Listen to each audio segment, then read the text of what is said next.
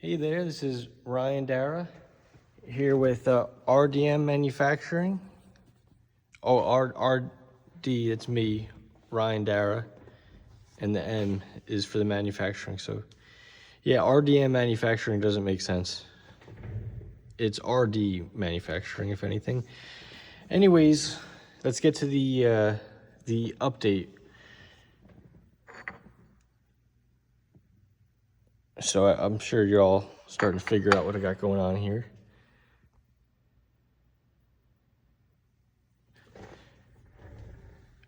I don't want to say that it's because a single speed 50cc four stroke wasn't going to be that interesting or, something worthwhile building.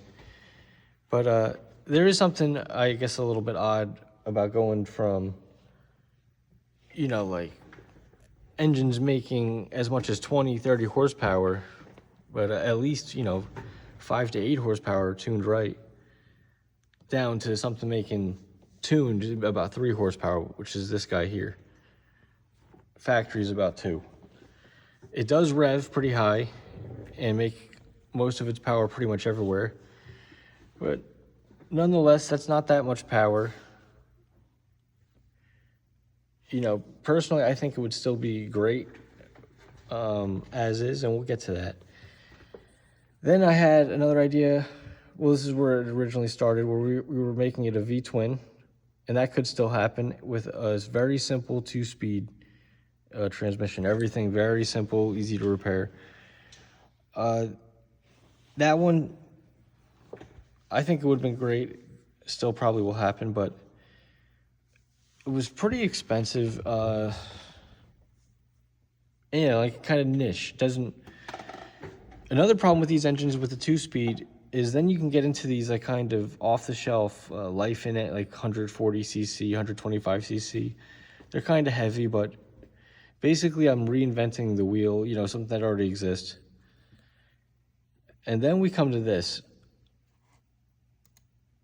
I've had for a while now.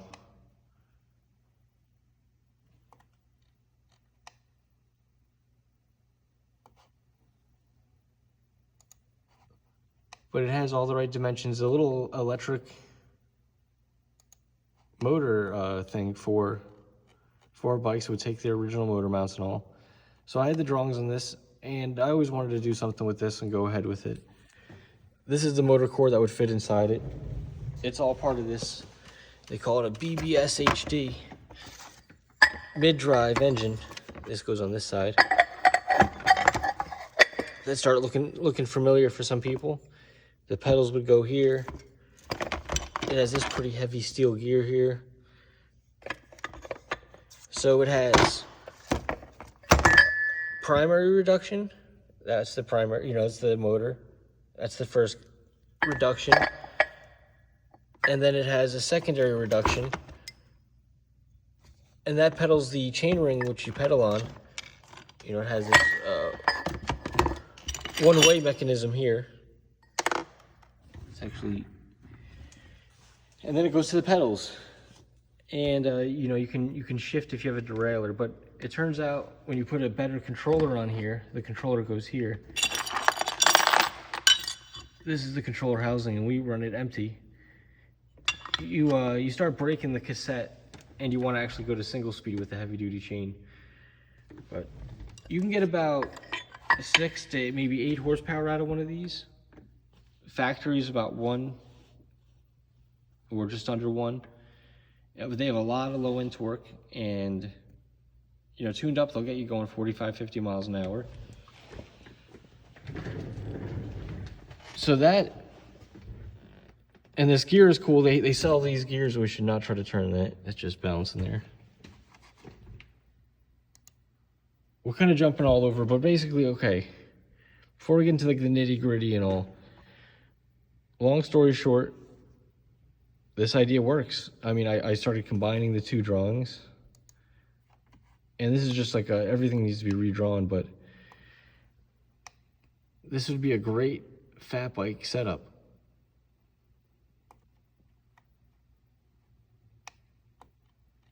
I have to redraw this cover and probably make it custom. But here's how it works. This is set up just like what we'll call the China doll, the 2-stroke engines. You'll have a manual clutch. There'll be a lever here, you know, with a pull cable. And that will control this engine. So basically, if the clutch is pulled in, it's like this engine doesn't exist and you're just a normal bicycle. And then if you let go of the clutch, it would engage and make the engine, it would force the engine to turn and it would start the engine that way. You don't need a pull start. You can ride it like a bike if the engine breaks or you run out of gas by just keeping the clutch in.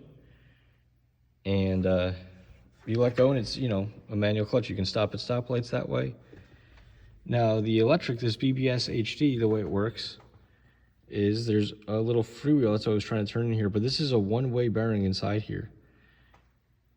And I would just make a new center shaft here that has a sprocket that would actually go and feed the same shaft down here. And we can play with the ratios a little bit, but it would be just about 1-to-1 because we already have a primary reduction here. Then here there would be a primary reduction going to the shaft as well, but that would be feeding the clutch. And let me see, zoom in here. So this would be the primary drive sprocket that goes to the engine. And that would be keyed to this blue piece here. And this blue piece would have a oil embedded bronze bushing here. It would sit on that bearing and be sealed. But it would spin this shell, this blue piece, which is a shell. And the blue piece would spin a laser jet piece that holds the pads. And this is essentially the same as what we're used to having as the ring gear that drives the pads. So that'd be that primary drive in here. It would feed that, and then the center shaft is the drive. And on the center shaft, I would mount the sprocket that goes to this BBSHD motor.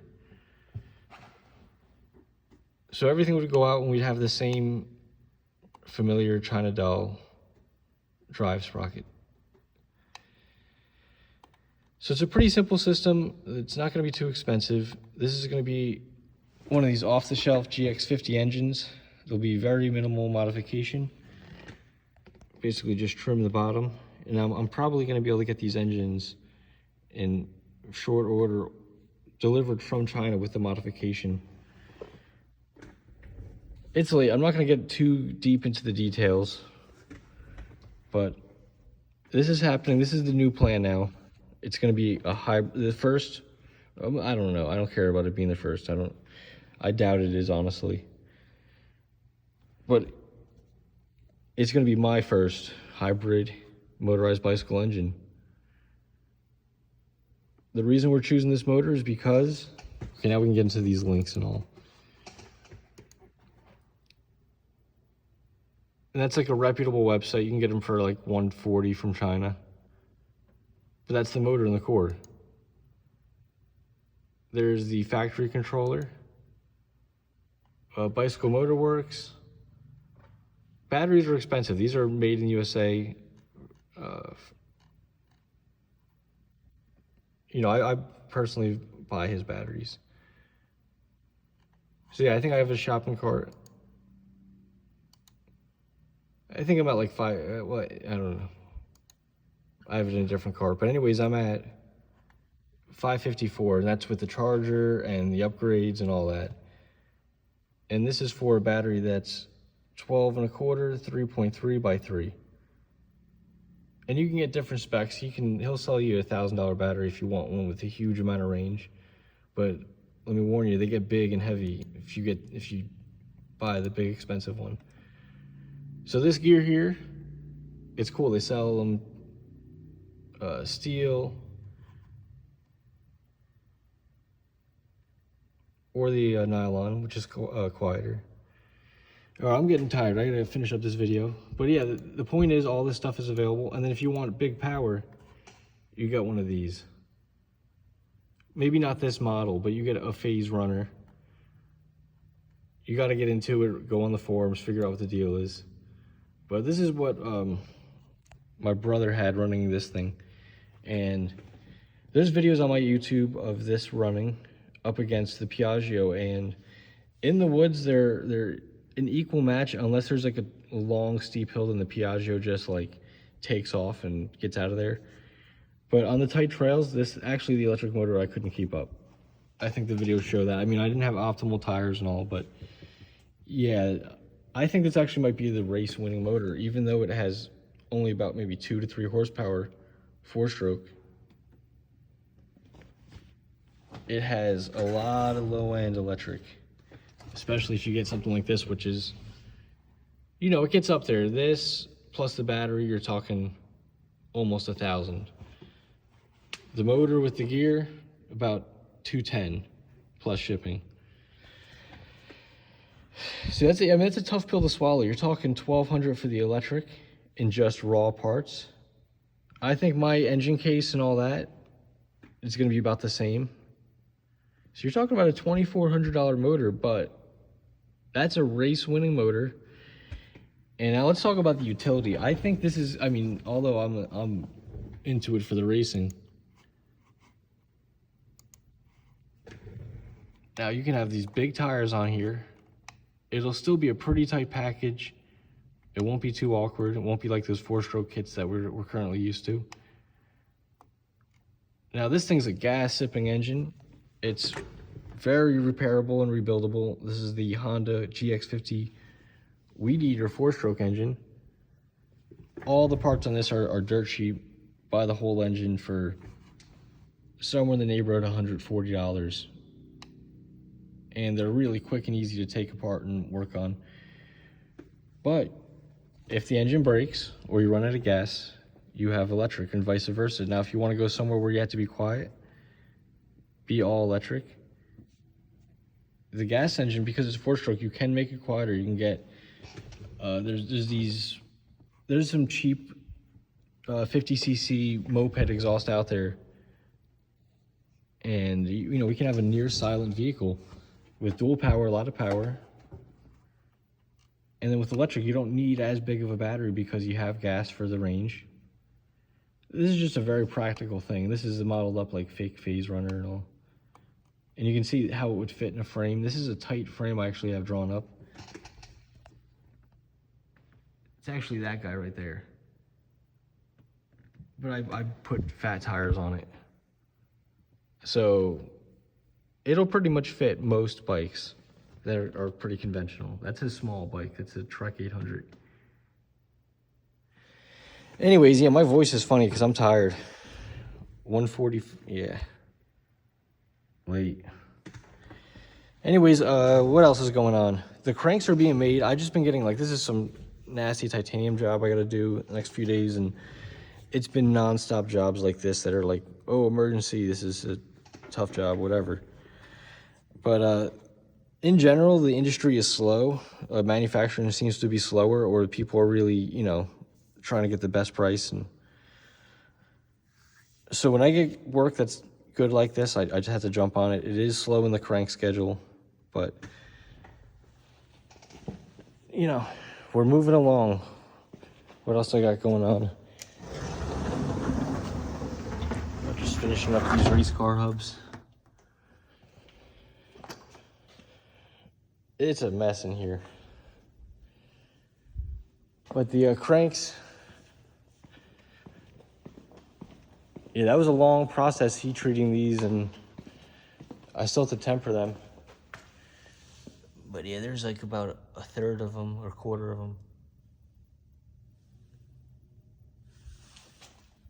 So yeah, doing it this way, these are going to be super high quality, where heat treating the blanks, tempering them just right, and then they're going to get fully machined. Take the whole skin off them, and we'll get the mechanical properties we want, the wear properties where the seal goes and all that. And it'll be a little bit easier on the tooling, because when the metal is heat treated to the correct, you know, and tempered correctly, finishing these things, the bolt-on weights, it becomes actually expensive because of, you know, drilling and all that. I like them a little bit softer just for that operation at least. Obviously, I'm not going to sell that one, but yeah, things happen. This is what, yeah.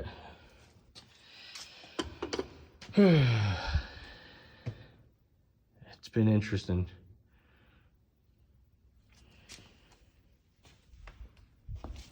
Long day tomorrow, long week ahead. And yeah, it's just been job after job after job.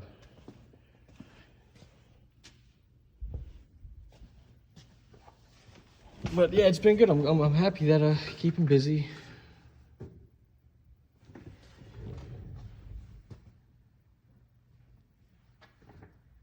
What else we got going on?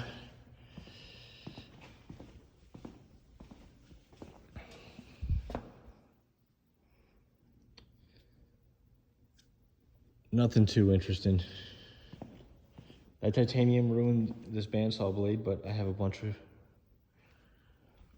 more. Power supply went bad in this machine. It's just how it goes. Always something. What else is happening? Oh yeah, a lot of pre-sale stuff coming up. Sprocket covers. All those bronze bushings, order those up. The drive sprockets too. And the ball bearing pins. The pins that go under here and these covers themselves. Get them cheap now while they're on pre-sale. Website is rdmanu.com.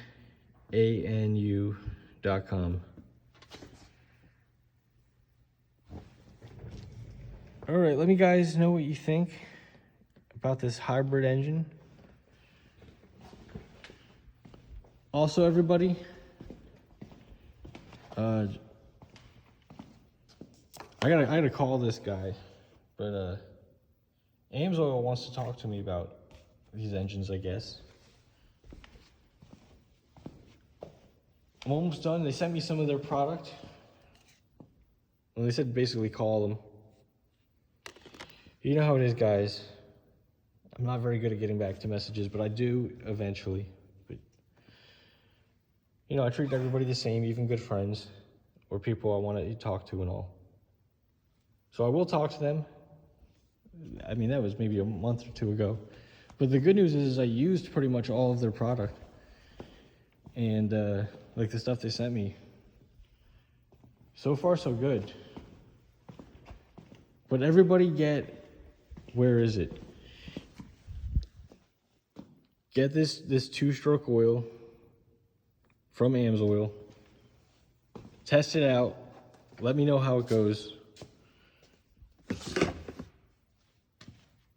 Maybe that's our new oil that we're doing as a group. Let's see. But that'd be cool. And they were saying something about how they support other YouTube channels, which I also follow. So that was cool to hear.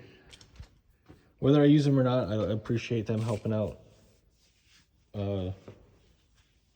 They sent me some oil, and they said they helped other people out with the similar kind of projects. I think that's cool. I like trying to get people into this hobby and all, and manufacturing in general. Yeah, this is kind of goofy. These are just some of the some of the stuff I've been making.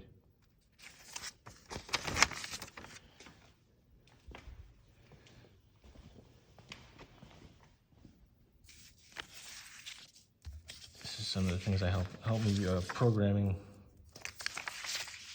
This should just show you I've been busy lately.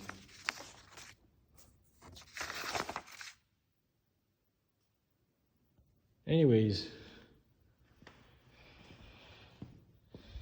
I've been using this on these jaws. And I like it. Normally I put grease on these jaws, but this is a little bit thinner, so it stops the shavings from building up in there, because I got to blow the shavings out. Sometimes with the grease, it's just too thick and the shavings they don't want to come out. This stuff is good. I mean, I don't do super high production. The grease might last a little longer, but this lasts long enough for me. I'm constantly popping these jaws in and out. So I gotta clean them often, and yeah, so that's something awesome.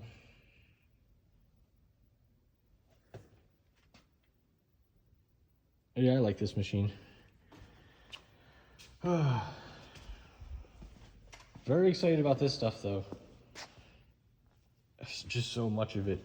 It's gonna be actually, like, I hate to say, I love two-stroke and I love the two-stroke pipes, but it sure will be nice to go to the four-stroke exhaust systems where it's just a freaking tube and a muffler, and you don't need this giant freaking thing. And like, it's not like you can just put this anywhere because the header all has to be just the right proportion. So yeah, it's gonna be nice to go to the four-stroke. Luckily, I have all my electric stuff, so I'm getting mine. I'm building my hybrid. You guys better start saving up. But yeah, I'm super. I'm happy this worked out. You know, sometimes things get slowed down. Like, I've been just super busy with all this stuff, and I still have to make the cranks and other stuff. But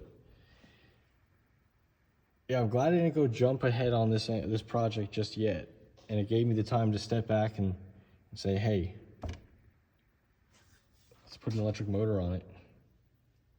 Now we got a hybrid, because now I feel like I'm not just making a more bicycle-oriented life in 140cc, basically, but except it's slow.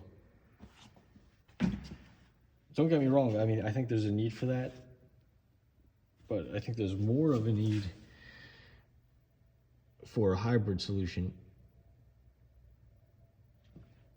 You know, I'm into it, especially, yeah, it's just the performance, going pure electric start. I mean, that's cool, electric start.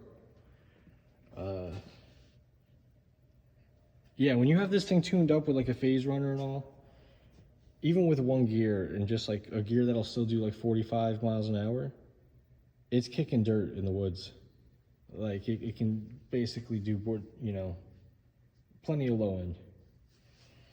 So yeah, racers, you watch out.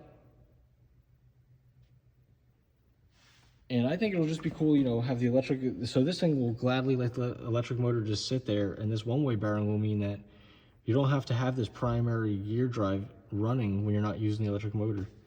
And you can cover a huge amount of miles with this gas-sipping 50cc four-stroke. And to just go at a cruising speed at, you know, something that's not reckless driving on a bicycle. 2 horsepower is plenty fast. 2 horsepower, what is that? That's about, I think it's like 38 miles an hour, something about 35 miles an hour. That's too fast cruising. So you don't even need to be at full throttle to be cruising the way you should be cruising. The 2-strokes, I love them and all, but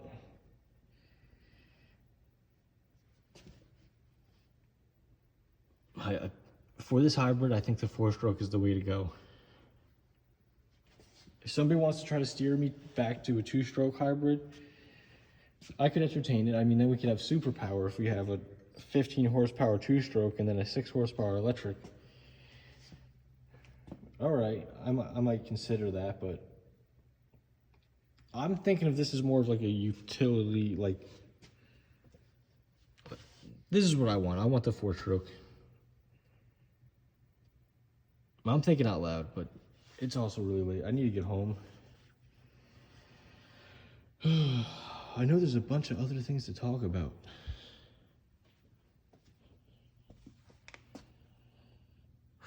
It's so messy in here too.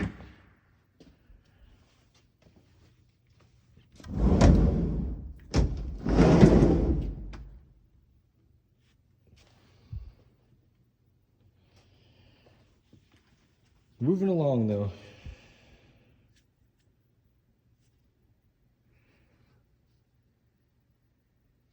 Yeah, shipping has been a little bit slower, but it's because of a lot of jobs like this, and these jobs, they come in and they're like this one, 7-day total turnaround, and that's been the average. It's about like 3-4 days worth of work, and I have 7 days to do it. That includes ordering the material and getting it, you know, paid $400 to have this thing shipped to me. Needed to get here quickly. So yeah, I won't be able to talk to you guys or work on this project for a good week or so. Although sometimes when I work too much and I feel like I need a break, I will take a break, and my break is designing this stuff. So yeah, this is what I did on my break recently. We're going hybrid. Oh yeah, I guess I didn't show you a lot of that side, but yeah, there would be the clutch down there. So even though the motor sticks out the pedal, and this is a long arm crank I drew, it would swing under the electric motor. The clutch would be inboard. You should be able to swing under the this flywheel here.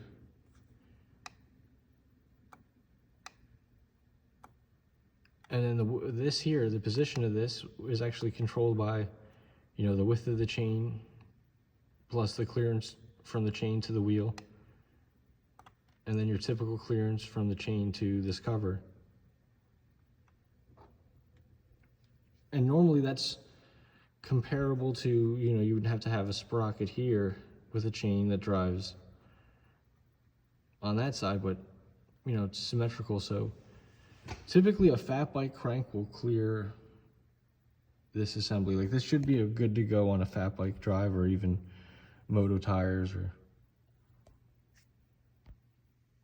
these are huge here, these tires, but this is drawn up at 5-inch wide tires.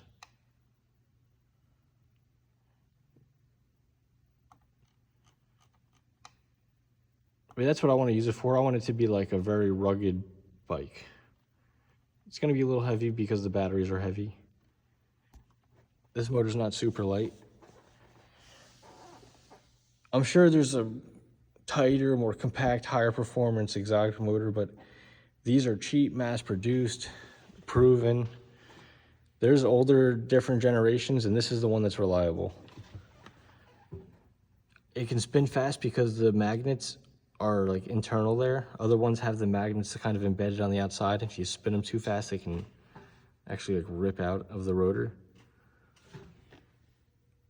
I don't know exactly, but I hear this one can spin up pretty high, and the configuration I run it, I was pretty pleased with it. It's like a Minarelli that has insane low end torque. Anyways, yeah, let's talk about this hybrid setup.